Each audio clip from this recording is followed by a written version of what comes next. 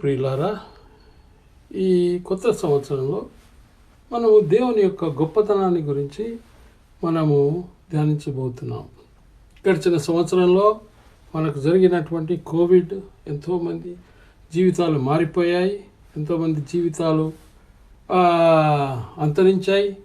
అయినప్పటికీ మన ప్రభు విశ్వసనీయుడు.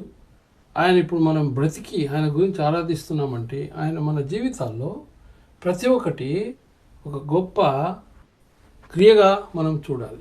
ఈ విషయం మనం ఆరాధిద్దాం, ప్రార్థిద్దాం. ప్రేమ కలిగిన మా తండ్రి, మా ప్రభా, మీకు వేలాది వేల స్తోత్రం చెల్లించుకొచ్చున్నాం. ఈ ఉదయకాల సమయంలో మేము నీ గురించి ఆరాధించుకొంచుండగా మీ కృపను బట్టి ఆశీర్వదించండి, మీ దయను బట్టి కాపాడండి. మీ కృపలోను కనికరంలో పాలి భాగస్తులుగా మీరు ఆశీర్వదించి నడిపించి దయచేయమని మా ప్రభువుని యేసుక్రీస్తు వేడుకొంచున్నాం తండ్రి. ఆమేన్. మొట్టమొదటిది 91 కీర్తన 14వ వచనం. కీర్తనలో 91 అధ్యాయం 14వ వచనం. ఆయన ఒక మాదిరి మనకు. అతడు నన్ను ప్రేమించుచున్నాడు గనుక నేను అతన్ని తప్పించదను, అతడు నా నామం ఎరిగినవాడు గనుక నేను అతన్ని ఘనపరచదను. ఇది మనకు దేవునికి మధ్య ఉన్నటువంటి సంబంధ బాంధవ్యాలు. మనము ప్రభువును ప్రేమిస్తున్నాము కనుక ఆయన మన తొందరపాట్లన్నింటి కూడా తప్పించే దేవుడే అంటున్నాడు. మనము ఆయన నామం ఎరిగి ఉన్నాము కాబట్టి ఆయన మనలో ఘనపరచు దేవుడుగా ఉంటున్నాడు. ఆయన నామం మనకు తెలుసు కాబట్టి ఆయన మనల్ని ఉన్నత స్థితిలో ఉంచుతాడు. కాబట్టి ఎంతమంది ప్రభువు నామాన్ని ఎరిగి ఉన్నారు, ఆయన నామంలో ఉన్నటువంటి గొప్పతనాలు ఏమిటి అని ఈరోజు మనం చూద్దాం. ఆయన నామంలో ఉన్నటువంటి సువాసన. పరమగీతము 1వ అధ్యాయం 3వ వచనం. నీవు పూచుకొని పరిమళ తైలము సువాసన గలది, నీ పేరు పోయబడిన పరిమళ తైలముతో సమానము, కన్యకలు నిన్ను ప్రేమించుదురు. ఎంతో మంచి సువాసన కలిగినటువంటి ఆ నామం అది. ఆయన పేరు ఉన్నప్పుడు మనకు ఆయన లో ఉన్నటువంటి స్వాద్యం ఏ విధంగా ఆయన మన వాసన ఎంత సువాసన కలిగి ఉంటుందో మనం తెలుసుకోవాలి. కాబట్టి ఆయన నామంలో ఉన్నటువంటి మనము ఆయన నామం ఎరిగి ఉన్నాము కాబట్టి ఆయన మనల్ని ఎత్తు స్థలంలో ఉంచుతానని వాగ్దానం చేసి ఉంటున్నాడు. ఆయన నామంలో గుణగణాలు ఇవి. మొట్టమొదటిది ఇది నిత్య నామము. యెషయా 63:16. మాకు తండ్రివి నీవే, అబ్రహాము మమ్మను నెరగకపోయినను, ఇశ్రాయేలు మమ్మను అంగీకరింపకపోయినను, యెహోవా నీవే మా తండ్రివి, అనాది కాలము నుండి మా విమోచకుడని నీకు పేరే కదా. అనాది కాలము నుండి మన విమోచకుడు ఆయనే. అనాది కాలము నుండి అంటే మన తల్లిదండ్రులు, మన తాతలు, ముత్తాతలు అందరికీ ఆయన విమోచకుడు. మన తర్వాత మన పిల్లలకు, పిల్లల పిల్లలకు ఆయన విమోచకుడు. అయితే మనం ఆయన నామము ఎరిగి ఉండాలి. ఆయన నామము ఎంతో గొప్పది. ఏమన్నాడు 91:14 కీర్తనలో, అతడు నా నామం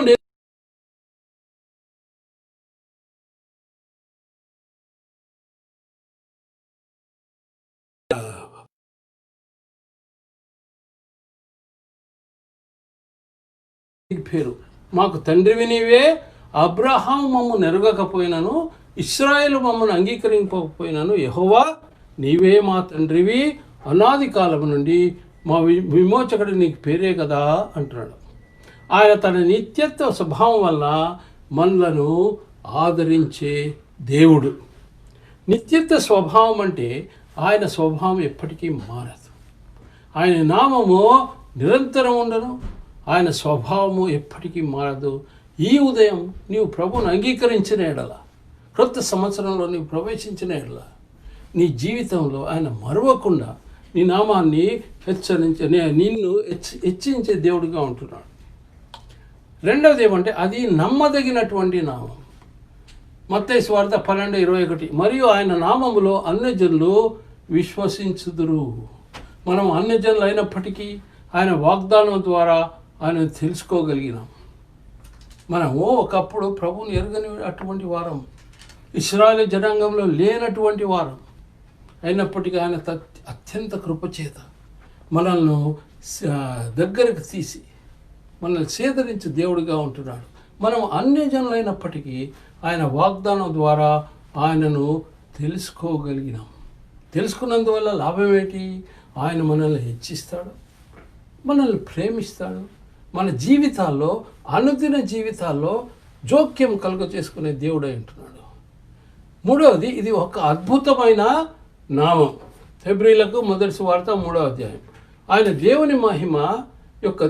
దేవుని మహిమ యొక్క తేజస్సును, ఆయన తత్వము యొక్క మూర్తివంతమునై ఉండి తన మహత్తుగల మాట చేత సమస్తమును నిర్వహించుచు పాపముల విషయంలో శుద్ధీకరణం తానే చేసి దేవదూతల కంటే ఎంత శ్రేష్టమైన నామం పొందినో వారి కంటే అంత శ్రేష్ఠుడై ఉన్నత లోకమందు మహామహుడకు దేవుని కుడిపార్శ్వమున కూర్చుండేను.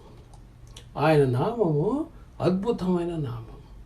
ఎప్పుడైతే ప్రభుదూత గబ్రియేలు మరియమ్మను దర్శించిందో అనేది ఆయన నామం ఈ విధంగా పెట్టాలి. ఆయన ఇమ్మానుయేలు, మనకు తోడై ఉన్నాడు. ఆయన క్రీస్తు రక్షకుడై ఉన్నాడు అని చెప్పి మనము గమనించాలి. ఏమంటాడు? మనం ఆయన నామం ధరించినప్పుడు ఆయన నామం ద్వారా మన స్థితి కూడా ఉన్నత స్థితికి ఎత్తబడుతుంది.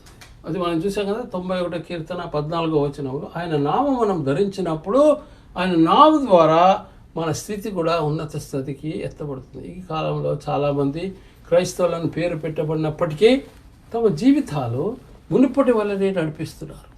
తమ జీవితాల్లో ఏమి మార్పు లేని వారుగా ఉంటున్నారు.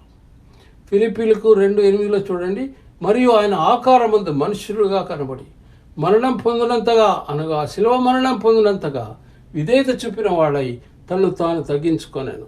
అందుచేతను పరలోకమందున్న వారిలో కానీ, భూమి మీద ఉన్న వారిలో కానీ, భూమి కింద ఉన్న వారిలో కానీ ప్రతివాని మోకాలను యేసునామమున వంగునట్లును, ప్రతివాని నాలుకయు తండ్రి అని దేవుని మహిమార్థమై యేసుక్రీస్తు ప్రభు అని ఒప్పుకున్నట్లును దేవుడు ఆయనను అధికంగా హెచ్చించి ప్రతి నామమునకు పైనామమును ఆయనకు అనుగ్రహించిన ఉన్నతమైనటువంటి నామం. ఆయన నామంలో ఉన్నటువంటి ప్రభావం చూడండి. ప్రతి ఒక్కరు, ఈ లోకంలో కాదు, కింది లోకాల్లో కాదు, పై లోకాల్లో కాదు, ప్రతి ఒక్కరు ఆయన పేరు మీద మనము మోకాళ్ళొంగి ఆయన స్తుతించగలిగే వారంగా ఉంటున్నాం. అయితే ప్రభువును తెలుసుకోవడం ముఖ్యమైన విషయం అనేటువంటిది మీ జీవితాల్లో రావాల్సినటువంటి గొప్ప మారు. ఆయన నామం మన జీవితం శూన్యమని, సమస్తం ఆయనే అని తెలియపరుస్తుంది. 5వది, యోగ్యమైన నామం. యాకోబు సువార్త 2వ అధ్యాయం 7వ వచనం, మీకు పెట్టబడిన శ్రేష్టమైన నామమును దూషించువారు వీరే కదా, చాలా శ్రేష్టమైన నామం. అయితే మీ దుష్క్రియల వలన, మీ నడవడి, ఈ లోకంలో జరిగిన నడవడి వలన ప్రభువు దూషింపబడుతున్నాడు. ప్రభువును పేరు పెట్టబడిన వీరు ఏది కూడా ప్రభువుకు సరిగా వ్యవహరించటం లేదు అని మనల్ని దూషిస్తారు. అయితే ప్రభువు నామం పెట్టబడిన మనం యోగ్యమైన రీతిలో ఈ లోకంలో జీవించాలి. దానికి అవసరమైంది ఏంటంటే ప్రభువు వైపు చూడండి, ఆయన మిమ్మల్ని నడిపిస్తాడు. అది 6వదిగా, అది రక్షించు నామము. అపోస్తలుల కార్యములు 4:12, మరి ఎవరి వలననో రక్షణ కలగదు, ఈ నామములనే మనం రక్షణ పొందవలన కానీ ఆకాశం కింద మనుషులలో ఇవ్వబడిన మరి ఏ నామమున రక్షణ పొందలేము అనను. మన రక్షణే మన ఉనికి. ఆయన నామం ద్వారా మనం రక్షణ పొందాం. చూడండి, ఆ జైలు అధికారి పౌలు శీల పాటలు పాడేటప్పుడు భూకంపం వచ్చింది, కారాగారం ద్వారాలన్నీ తెరవబడ్డాయి. అప్పుడు ఆ జైలు అధికారి అయ్యో వీరు పరిగెత్తిపోయారు అని కత్తి పుడుచుకోపోయాడు. అప్పుడు పౌలు తొందర లేదు, మేము ఇక్కడే ఉన్నామన్నప్పుడు ఆయన అనుకున్నాడు, ఎటువంటి నామములో వీరు పాటలు పాడుతున్నారే, ఎటువంటి నామం అది అని, అయ్యలారా రక్షణ పొందుటకు నేనేమి చేయవాలని అడిగాను. అందుకు పౌలు, క్రీస్తు యేసు నామం ద్వారా నీకు రక్షణ కలుగుతుంది. కాబట్టి మీ జీవితాల్లో కూడా అది రక్షించు నామం అనే విషయం గుర్తుపెట్టుకోండి. ఎప్పుడైతే ప్రభు అన్నాడు 90వ కీర్తన 14వ వచనంలో, నా నామము ఎరిగిన వారు గనుక నేను వారిని ఉన్నత స్థితిలో ఉంచెదను అంటున్నాడు. ఇంకోటి, మనము ఈ కోవిడ్ వెళ్ళిపోయాం. 2020లో కోవిడ్ ఎంతో భయంకరంగా అందరినీ నాశనం చేసింది. అయితే మేము ప్రభువు నామం ద్వారా ప్రార్థించినప్పుడు కోవిడ్ ఉన్నవారు కూడా బాగుపడ్డారు. గడిచిన సంవత్సరం అది మా సాక్ష్యం. స్వస్థపరచు నామం అది. అపోస్తలుల కార్యములు 3:16. ఆయన నామమందని విశ్వాస మూలముగా ఆయన నామమే మీరు చూచి ఉన్నాడు, ఎరిగి ఉన్న వీనిని బలపరచను. ఆయన వలన కలిగిన విశ్వాసమే మీ అందరి ఎదుట వీనికి పూర్ణ స్వస్థత కలుగ చేశాను. అది ఎందుకంటున్నాడు పేతురు? ఎప్పుడైతే వారు శృంగారం అనే దేవాలయం దగ్గర వెళ్ళినప్పుడు అక్కడ 40 సంవత్సరాల కన్నా ఎక్కువ వయసు కలిగిన వ్యక్తి పుట్టుక నుంచి కాళ్ళలో పడిపోయి కుంటివాడుగా ఆ ద్వారం దగ్గర ఉండి అడుక్కు తినేవాడు. అయితే వీరు వచ్చినప్పుడు ఏమన్నా ఇస్తారేమో అని ఆశతో చూసినప్పుడు పేతురు యోహానులను పేతురు అన్నాడు, నా దగ్గర బంగారు వెండి లేవు, కానీ ప్రభు అయిన యేసుక్రీస్తు నామం ద్వారా లేచి నిలువమన్నప్పుడు ఆయన నిలిచి గంతులు వేశాను. అది ప్రభువులో ఉన్న నామంలో ఉన్నటువంటి గొప్పతనం. సో మొదటిది ఏం చూసామండి? మనము ఆయన నామము, ఆయన యొక్క ఇంటరాక్షన్ అంటారు, దాన్ని మనము గుర్తుంచుకోవాలి. రెండవది ఆయన ఏం చేశాడు? కొత్త సంవత్సరంలో మనం వెళ్ళినప్పుడు ఆయన త్యాగం మనం గుర్తుపెట్టుకున్నాం. మన జీవితం ఏ విధంగా ఉండాలి, ఈ కొత్త 2021లో ఏ విధంగా మనం మన జీవితము జీవించాలనేది గలతీలకు రాసిన పత్రిక 2:20లో రాయబడింది. నేను క్రీస్తుతో కూడా సిలువేయబడి ఉన్నాను, ఇకను జీవించువాడ నేను కాను, క్రీస్తే నా యందు జీవించుతున్నాడు. నేను ఇప్పుడు వందు జీవించుతున్న జీవితం నన్ను ప్రేమించి నా కొరకు తన్ను తాను అప్పగించుకున్న దేవుని కుమారుని యందలి విశ్వాసం వల్ల జీవించుతున్నాను. ఇది మన జీవితంలో రావాల్సినటువంటి గొప్ప మార్పిడి.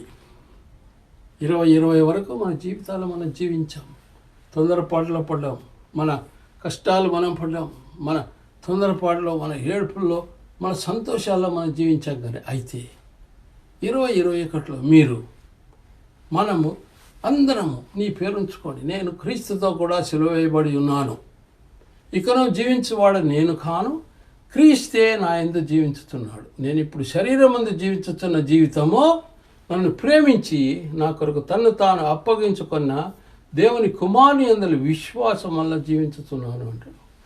దేవుని కుమారుని యందలి విశ్వాసము అవసరమైనది. దేవుని కుమారుని యందలి నమ్మకము అవసరమైనది. మనము కాదు, క్రీస్తే మన జీవితాల్లో జీవించవలసి ఉంటుంది. అందులో ఏం చేయాలి? శిలువ త్యాగం చేయనంతగా ఆయన మనకు శ్రమపడెను. ఫిలిప్పీలకు 2:5 క్రీస్తు యేసున కలిగిన ఈ మనస్సు మీరును కలిగి ఉండి ఆయన దేవుని స్వరూపము కలిగిన వాడండి దేవునితో సమానముగా ఉండుట విడిచిపెట్టకూడని భాగ్యం అని ఎంచుకొనలేదు, కానీ మనుషుల పోలికగా పుట్టి దాసుని స్వరూపమును ధరించుకొని తను తానే రిక్తునిగా చేసుకొనెను. మరియు ఆయన ఆకారమందు మనుషులుగా కనబడి మరణం పొందినంతగా, అనగా శిలువ మరణం పొందినంతగా విధేయత చూపిన వాడై తను తాను తగ్గించుకొనెను. చూడండి, శిలువ త్యాగం చేయనంతగా ఆయన మన కొరకు శ్రమపడ్డాడు.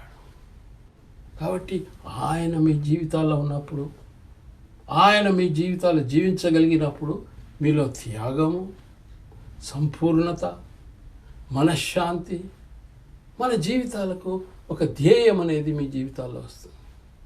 క్రీస్తు యేసును కలిగిన ఈ మనస్సు మీరును కలిగి ఉండుడి. అప్పుడే పౌలు రాసిన విధంగా ఇకను నేను జీవించిన నేను కాదు, క్రీస్తే నా యందు జీవించుతున్నాడనే విషయము మనం ఖచ్చితంగా చెప్పగలం. ఆయన దేవుని స్వరూపము కలిగిన వాడై ఉండి దేవునితో సమానంగా ఉండుట విడిచిపెట్టకూడని భాగ్యం అని ఎంచుకొనలేదు, కానీ మనుషుల పోలికగా పుట్టి దాసుని స్వరూపమును ధరించి తను తానే రిక్తునిగా చేసుకొనెను. మరియు ఆయన ఆకారమందు మనుష్యుడిగా కనబడి మరణం పొందినంతగా, అనగా శిలువ మరణం పొందినంతగా విధేయత చూపిన వాడై తను తాను తగ్గించుకొనెను. ఆయన త్యాగమే మన విశ్వాసానికి పునాది. రోమీలకు రాసిన పత్రిక 5వ అధ్యాయం 1వ వచనం. కాబట్టి విశ్వాస మూలమున మనము నీతివంతులుగా తీర్చబడి మన ప్రభు అయిన యేసుక్రీస్తు ద్వారా దేవునితో సమాధానము కలిగి ఉందము. మరియు ఆయన ద్వారా మనం విశ్వాసం వల్ల ఈ కృపయందు ప్రవేశం గలవారమై అందులో నిలిచి ఉండి దేవుని మహిమను గురించిన నిరీక్షణను బట్టి అతిశయపడుతున్నాం. అంతేకాదు శ్రమ ఓర్పును, ఓర్పు పరీక్ష నిరీక్షణను కలుగజేయనని ఎరిగి శ్రమలయందును అతిశయపడదాము. ఎందుకనగా ఈ నిరీక్షణ మనల్ని సిగ్గుపరచదు.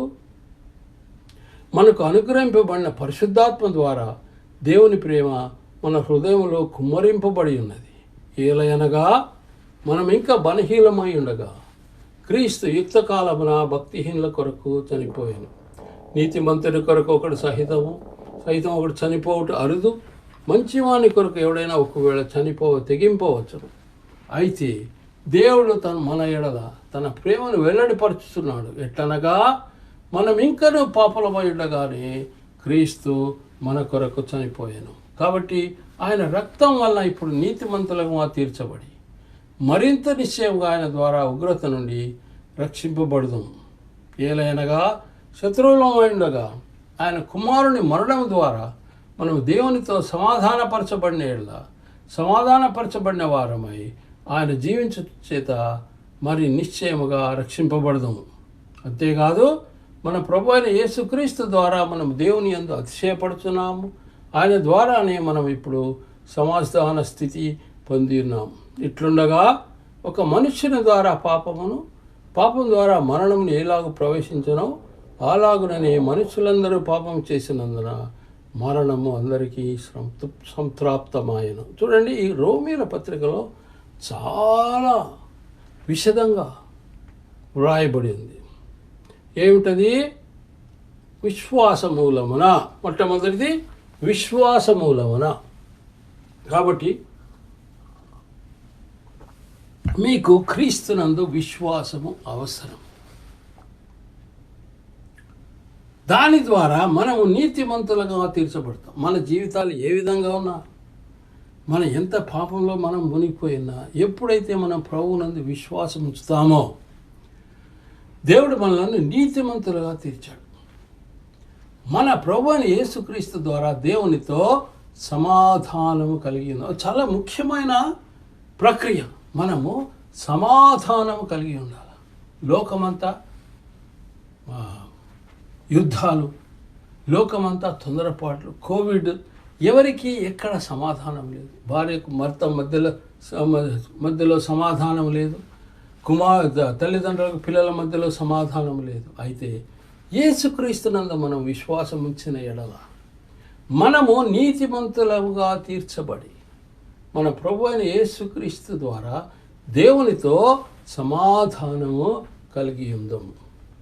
మరియు ఆయన ద్వారా మనము విశ్వాసం వలన ఈ కృపయందు ప్రవేశము గలవారమై అందులో నిలిచి ఉండి దేవుని మహిమను గురించిన నిరీక్షణను బట్టి అతిశయపడుతున్నాం. అంతేకాదు శ్రమ ఓర్పు పరీక్ష నిరీక్షణను కలుగజేయనని ఎరిగి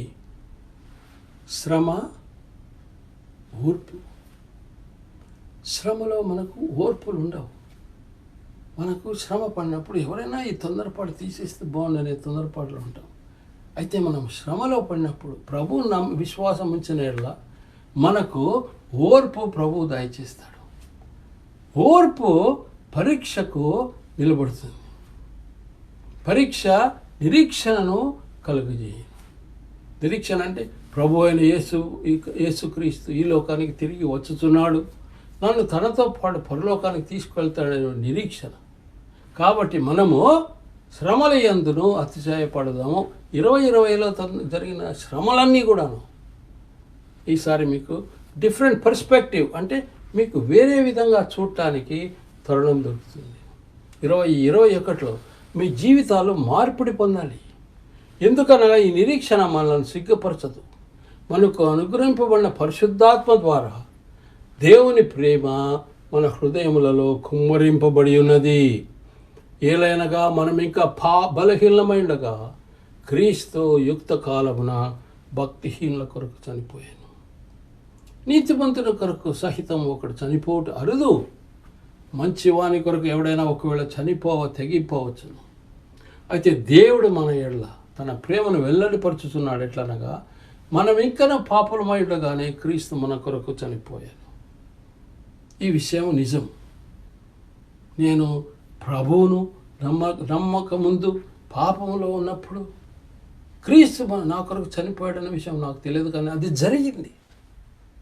ఆయన తన ప్రేమ ద్వారా మన కొరకు చనిపోయి, కాబట్టి ఆయన రక్తం వల్ల ఇప్పుడు నీతిమంతులుగా తీర్చబడి మరింత నిశ్చయంగా ఆయన ఉగ్రత నుండి రక్షింపబడదు. మొట్టమొదటి చదివింది ఏమండి? ఆయన నామము, ఆయన ప్రేమ, ఆయన నామము మనం ఎరిగి ఉన్నాము కాబట్టి ఆయన మనల్ని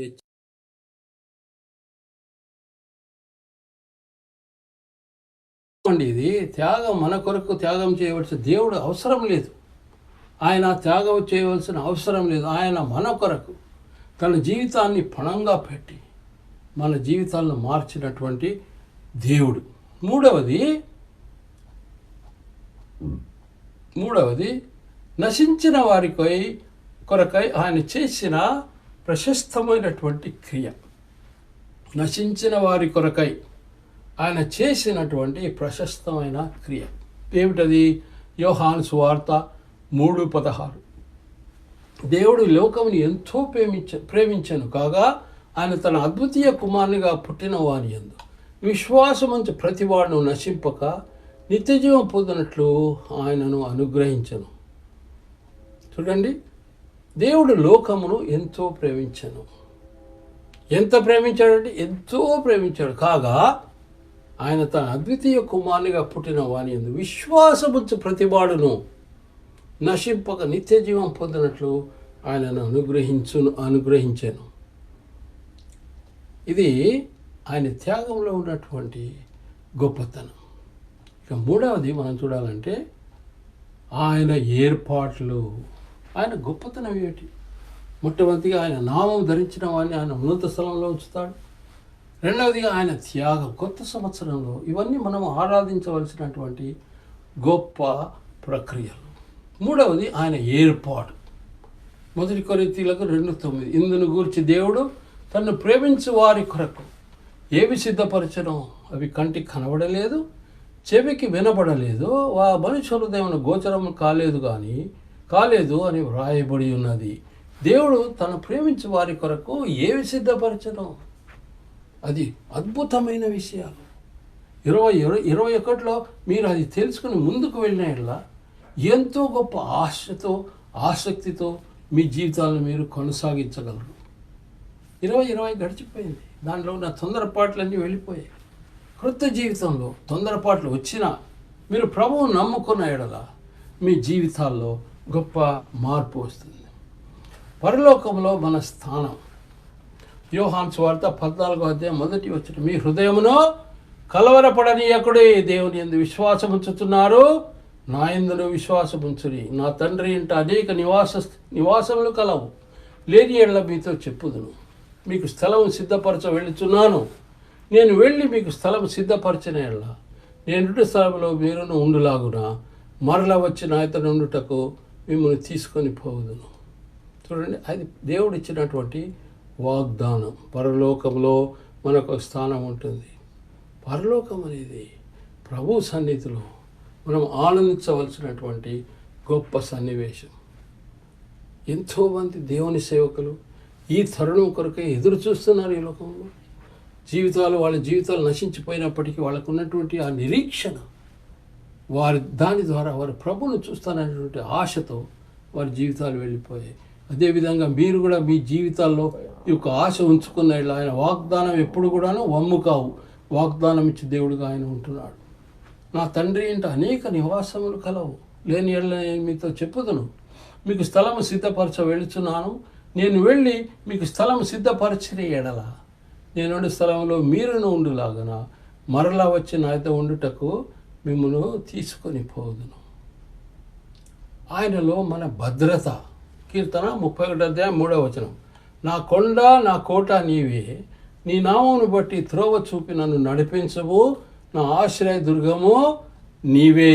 అది ఆయన చేసినటువంటి ఏర్పాట్లు. ఆయన నా కొండ నా కోట, నీవే, నీ నామమును బట్టి త్రోవ చూపి నన్ను నడిపించవు, నా ఆశ్రయ దుర్గము నీవే.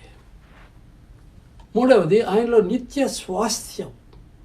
మత్తయి సువార్త 19:29 నా నామం నిమిత్తం అన్నదమ్ములనైనను, అక్క చెల్లెంటనైనను, తండ్రినైనను, తల్లినైనను, పిల్లలనైనను, భూములనైనను, ఇండ్లనైనను విడిచిపెట్టిన ప్రతివాడును 100 రెట్లు పొందును. ఇదిగాక నిత్య జీవమును స్వతంత్రించుకొనును. నాలుగవది మనకు పరలోక దర్శనము కలుగుతుంది. ఏ విధంగా? ప్రకటన గ్రంథము 7:9 వాటి తర్వాత నేను చూడగా, ఇదిగో ప్రతి జనములో నుండి, ప్రతి వంశములో నుండి, ప్రజల్లో నుండి, ఆయా భాషలు మాట్లాడే వారిలో నుండి వచ్చి ఎవడను లెక్కింపజాలని ఒక గొప్ప సమూహము కనబడింది.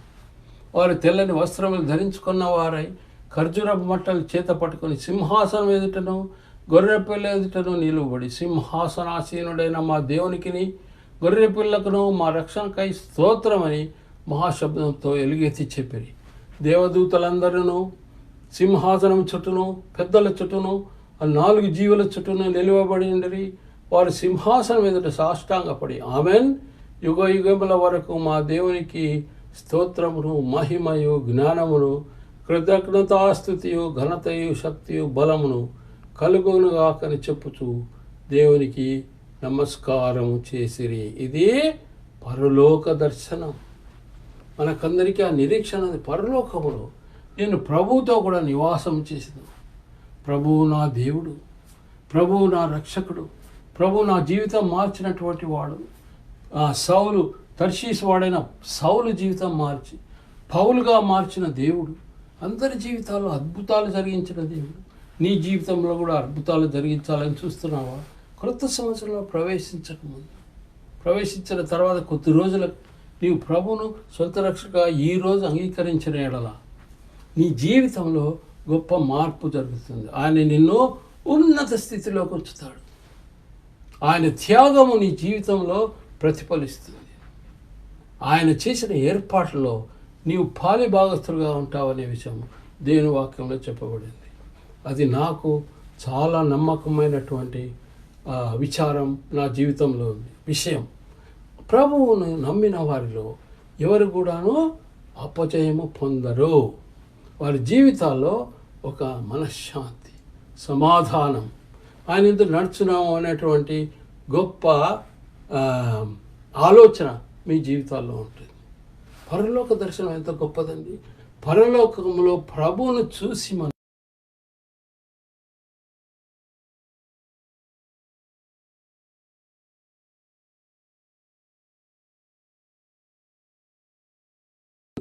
వచ్చి ఎవడనూ లెక్కింపజాలని ఒక గొప్ప సమూహము కనబడేను.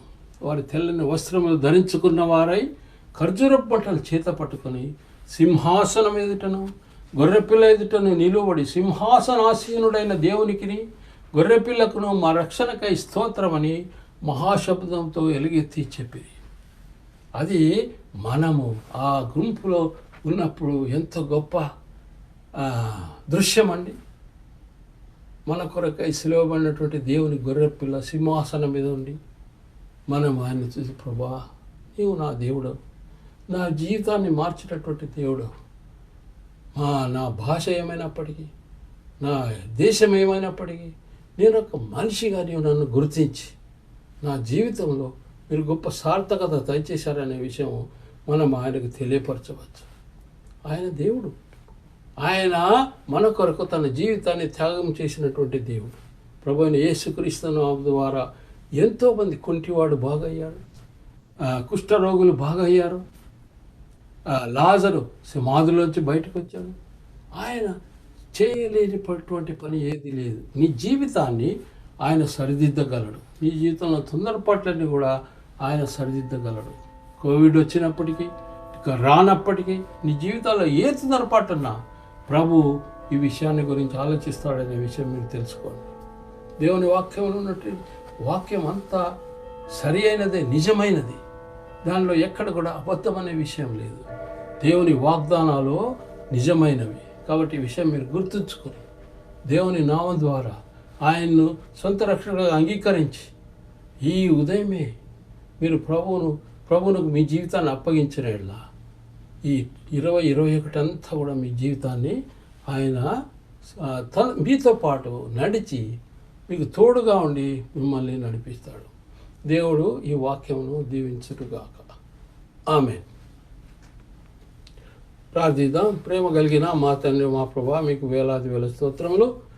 ఈ క్రొత్త సంవత్సరం మేము అడుగుపెట్టినప్పుడు ఎంతో దినాలు గడవలసి ఉంది. కానీ ప్రభా, నీ నామము ధరించిన మేము, నీ త్యాగం తెలుసుకున్న మేము, నీకు మా కొరకై ఏర్పాటు చేసిన విషయాలు గమనించిన ఎడల మా ప్రభు ఎంత అద్భుతమైన క్రియ అని తెలియబడుతుంది. రక్షణ లేని వారు రక్షణ పొందడానికి సహాయం దయచేయండి. నిన్ను నమ్ముకోవడానికి సహాయం దయచేయండి. నీ ద్వారా నడిపింపబడడానికి సహాయం దయచేయండి.